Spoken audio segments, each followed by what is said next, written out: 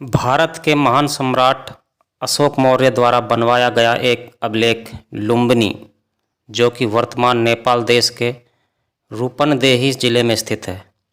प्राचीन काल में यह स्थान कपिलवस्तु राज्य में पड़ता था। बुद्ध के समय में कपिलवस्तु के पूर्व में लुम्बिनी स्थित था। नमस्कार दोस्तों, स्वागत है आपका बहुजन जर्नी में। दोस्तों, आज हम बात करेंगे लुम्बिनी में स्थित रूपन्देही स्तंभलेख की। आपको हैरानी होगी जानकर कि इस स्तंभलेख में क्या लिखा हुआ है। लुम्बिनी ही गौतम बुद्ध की मां का वास्तविक नाम था और महामाया बाद का है। बुद्ध का असली नाम सिद्धार्थ नहीं था, उनका असली नाम था सुकृति। सिद्धार्थ बहुत बाद का नाम है। बुद्ध की पत्नी का नाम यशोधरा बहुत बाद का है और पहले का नाम कच्चाना है। महामाया, सिद्धार्थ और यशोधरा जैसे नाम बुद्ध की जीवनी में तब जुड़े जब संस्कृत का आगमन हुआ। बुद्ध के समय में संस्कृत भाषा थी ही नहीं। थोड़ा चौंक गए होंगे दोस्तों आप यह सुनकर कि संस्कृत भाषा नहीं थी।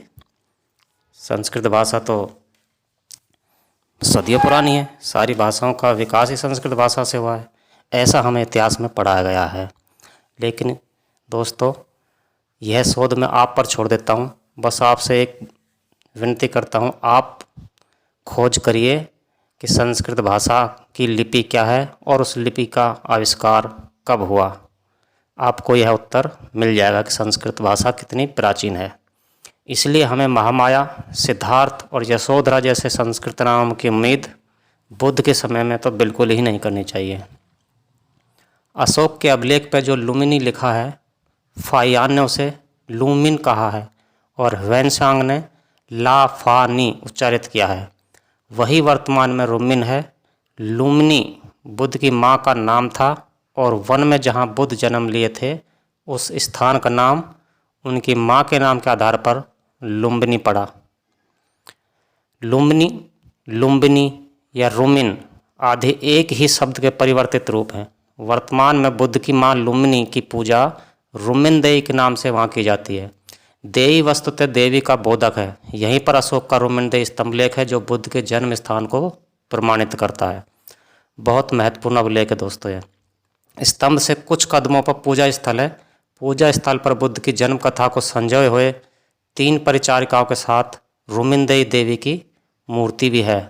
रूपन्देही की मूर्ति फिलहाल बहुत ही खराब स्थिति में, जीर्ण शीर्ण स्थिति में है। यह मूर्ति बुद्ध की जन्म कथा का प्रतिनिधित्व करती है। मूर्ति में सबसे दाहिनी रूपन्देही की मूर्ति है। रूपन्देही अपने दाहिने हाथ से साल वृक्ष की शाखाओं को पकड़ी हुई है, जो आप इस चित्र में देख रहे हो, और मूर्ति के बाईं ओर 3 परिचारिकाएं। मूर्ति अशोक काल की है। मूर्ति में जो पीलापन लिए पत्थर लगे हैं वही पत्थर अशोक के रूपन्देही स्तंभलेख में भी हैं। रूपन्देही की विशेष पूजा नेपाली महीने के वैशाख में पूर्णिमा के दिन की जाती है। सभी सबूत बताते हैं कि वर्तमान की रूपन्देही, जिसको देवी, ही अशोक काल की लुम्बिनी है। वहीं बुद्ध की मां का वास्तविक नाम है लुम्बिनी।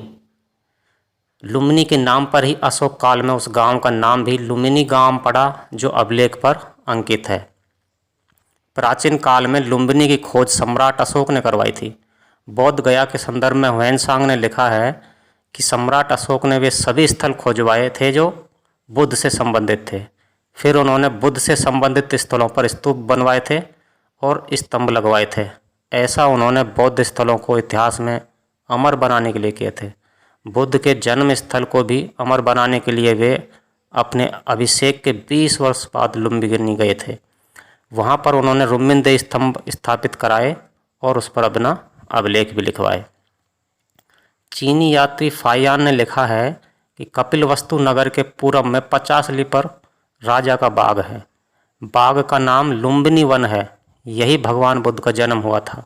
ह्वेनसांग ने कपिलवस्तु का वर्णन करते हुए लिखा है कि राज्य का क्षेत्रफल 4000 ली है। 10 नगर हैं, सभी उजाड़ और बर्बाद हैं। उन्होंने लुम्बिनी का जिक्र करते हुए लिखा है कि सरकूप के उत्तर पश्चिम लगभग 80 या 90 ली चलकर हम लुम्बिनी वन में गए। वहाँ ऊंचा पत्थर का स्तंभ है जिसके ऊपर घोड़े की मूर्ति बनी है। आज की तारीख में यही अशोक का रुमिनदेई स्तंभ है। लेकिन ह्वेनसांग ने उस पर अभिलेख लिखे होने का जिक्र नहीं किया है।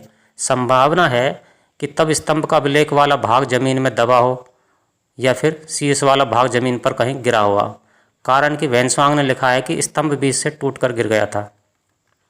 आधुनिक काल में अलोइस एंटन फीहरर, जो 1853 से 1930 की जीवनी रही है उनकी, उन्होंने 1896 में इसकी खोज की थी। लेकिन विंसेंट स्मिथ ने लिखा है कि 12 साल पहले 1884 में एक भूस्वामी ने मुझे इसकी जानकारी दी थी। खैर, खोज तो फीहरर के नाम ही रहेगी।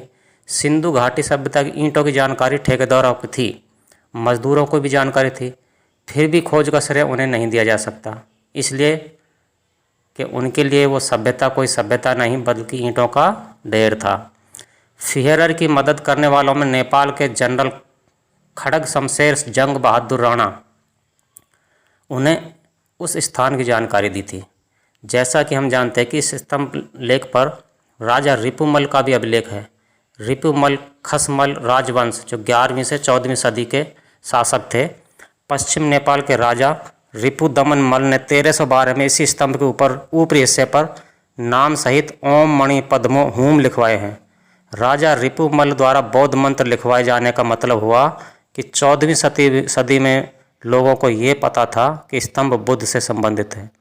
ऐसे ही स्तंभ के आसपास अनेक बौद्ध मठों के अवशेष मिले हैं। ये अवशेष 3री सदी ईसा पूर्व से लेकर 6ठी शताब्दी ईसा पूर्व तक के हैं। अब तो नई खुदाई में 6ठी सदी ईसा पूर्व की भी इमारती लकड़ी के अवशेष मिलने लगे। जर्मन पुरातत्ववेत्ता फीहरर ने भगवान बुद्ध के जन्म स्थल की पुरातत्विक खोज कर भारतीय इतिहास को नया आयाम दिए थे। ठीक इसके पिछले साल 1895 में उन्होंने निगलीवा स्तंभ का पता लगाया। इस निगलीवा स्तंभ लेख थे जो निगलीवा स्तंभ लेख कई मायनों में रुमिनदेई स्तंभ लेख से मेल खाता है। बुद्धिज्म के इतिहास में ये दोनों अभिलेख मील के पत्थर हैं। निगलीवा स्तंभ लेख से हमें गौतम बुद्ध से पहले के कोणागमन बुद्ध का पता चलता है। फीहरर उन पर आरोप लगाया गया था कि वे पुरातात्विक सबूतों के साथ छेड़छाड़ कर रहे हैं। उन्हें छेड़छाड़ में संलिप्त होने के कारण नौकरी से 1898 में हटा भी दिया गया था। लेकिन 2013 में महामाया देवी मंदिर की खुदाई हुई। खुदाई का नेतृत्व ब्रिटेन की डरहम यूनिवर्सिटी के रॉबिन कनिंघम कर रहे थे। उन्होंने बताए हैं कि मंदिर के नीचे बुद्धकालीन इमारती लकड़ी के ढांचे के अवशेष मिले हैं। इससे साबित होता है कि फीहरर ने सटीक स्थल की खोज की थी। अशोक का अभिलेख स्तंभ के निचले भाग में है। यह मिट्टी में दबा हुआ था, बाद में इसे खोजा गया था। अभिलेख में 5 पंक्तियों में है। इसमें कुल मिलाकर 90 अक्षर हैं। यह अभिलेख प्राकृत भाषा तथा धम्म लिपि में उत्कीर्ण है।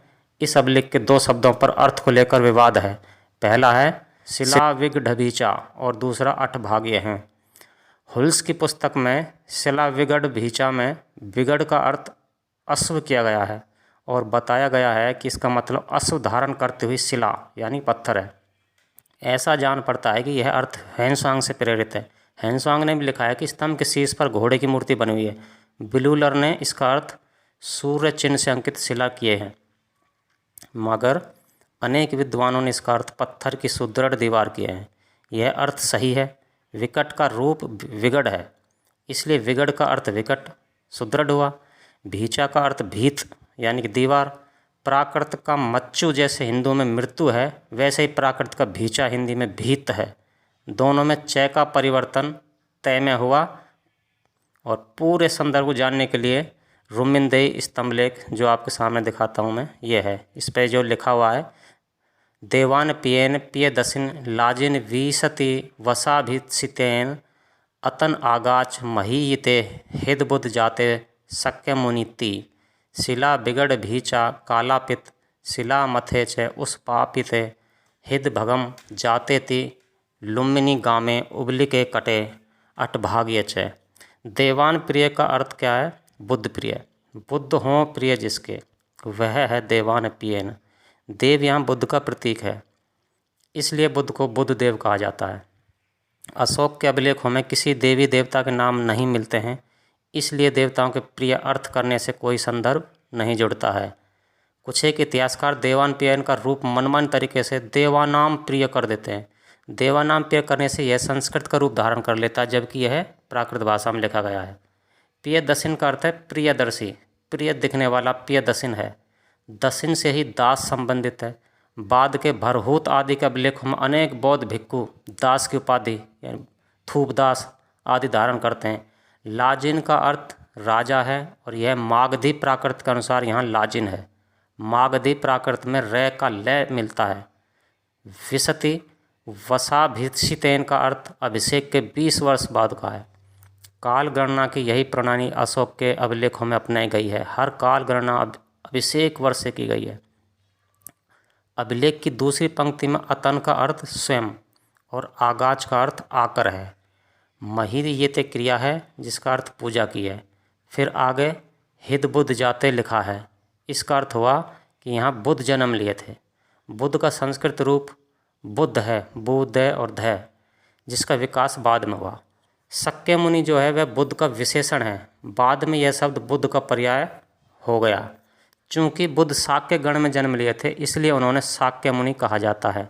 शाक्य मुनि कहने से वे पूर्व के बुद्धों से अलग हो जाते हैं, कारण कि शाक्य मुनि बुद्ध से पहले कोणागमन बुद्ध आदि भी इतिहास में हुए हैं, जिनके पुरातात्विक सबूत आज मिल चुके हैं। अभिलेख की जो तीसरी पंक्ति में शिला विगड़ भीचा का प्रयोग है। शिला अर्थात पत्थर, विगड़ अर्थात दृढ़ और भीचा अर्थात दीवार।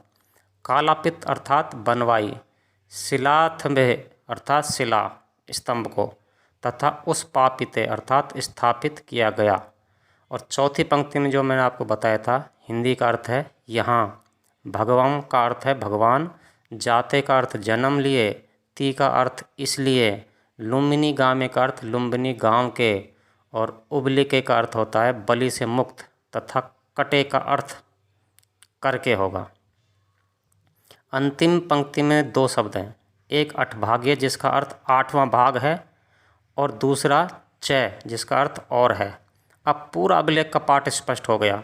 वह यह है कि अभिषेक के 20 वर्ष बाद बुद्ध प्रियदर्शी राजा ने स्वयं आकर पूजा की, इसलिए कि यहाँ पर शाक्य मुनि बुद्ध का जन्म हुआ था। पत्थर की सुदृढ़ दीवार बनवाई गई और पत्थर का स्तंभ खड़ा किया गया। यहाँ भगवान जन्म लिए थे, इसलिए लुम्बिनी गांव को बलि से मुक्त किया गया। और अठभाग्य से भी, बलि एक प्रकार का धार्मिक कर था और अठभाग्य भूमि कर था, जिसमें उपज का 8वां भाग राज्य को दिया जाता था। सम्राट अशोक ने लुम्बिनी गांव को इन दोनों प्रकार के करों से मुक्त कर दिए थे, क्योंकि भगवान बुद्ध वहाँ पे जन्म लिए थे, इसी वजह से। दोस्तों, यह जानकारी आपको कैसी लगी? वीडियो को लाइक, शेयर और सब्सक्राइब करना न भूलें। अंत तक देखने के लिए बहुत धन्यवाद।